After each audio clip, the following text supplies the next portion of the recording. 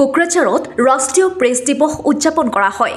উল্লেখ্য যে BTRৰ তথ্য আৰু জনসংযোগ বিভাগৰ উদ্যোগত তথা বড়োলেণ্ড জাৰ্নেলিষ্ট এছ'চিয়েশ্যনৰ সহযোগত কোকৰাঝাৰ তাৰকাগৃহ প্ৰাংগণত কেন্দ্ৰীয়ভাৱে উদযাপন কৰা হয় ৰাষ্ট্ৰীয় প্ৰেছ দিৱস।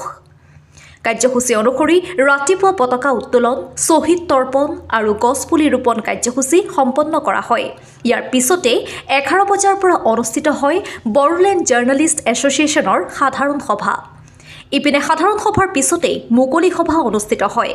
সভাত মুখ্য অতিথি হিচাপে উপস্থিত থাকে বড়োলেণ্ড বিশ্ববিদ্যালয়ৰ উপাচাৰ্য BL আহুজা, জ্যেষ্ঠ সাংবাদিক মৃণাল তালুকদাৰ, গণ অধিকাৰ কাকতৰ সম্পাদক জাকিৰ হুছেইন, ৰাকেশ শৰ্মা আৰু BTRৰ জনসংযোগ বিভাগৰ শীৰ্ষ বিষয়াসহ BTRৰ 5খন জিলাৰ সাংবাদিকসকল। News desk PN live first.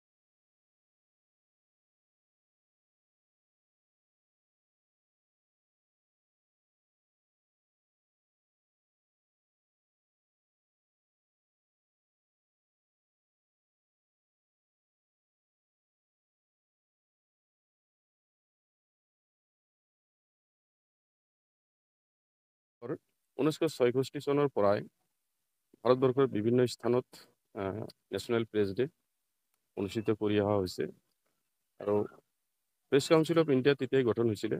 1965 চনৰ এক্ট মতে 1966 চনত গঠন হৈছিলে আৰু তেতিয়াৰ পৰা এই অনুষ্ঠানটো ভাৰতবৰ্ষত চলি আহি আছে। গতিকে আজি এই অনুষ্ঠানত দেশৰ বিভিন্ন স্থানত যিমান সাংবাদিকে অংশগ্ৰহণ কৰিছে, মোৰ তৰফৰ পৰা বড়োলেণ্ড সাংবাদিক সন্থাৰ তৰফৰ পৰা মই সকলোকে শুভেচ্ছা জ্ঞাপন কৰিছোঁ।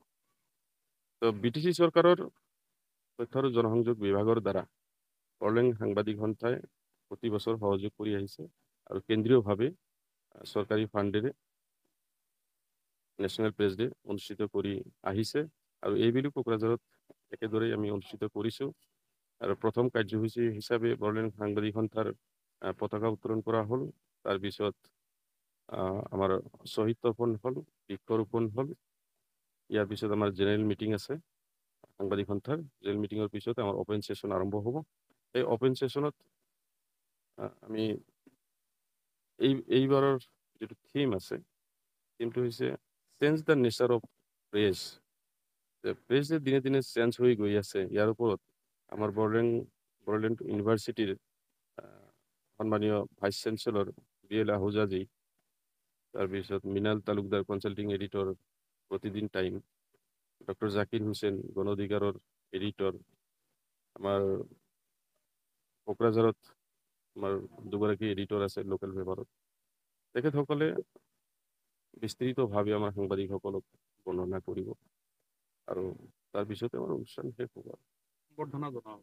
সম্বৰ্ধনা প্ৰতি বছৰে জনোৱা হয়। প্ৰত্যেক জিলাৰ পৰা এজনকৈ জ্যেষ্ঠ সাংবাদিকক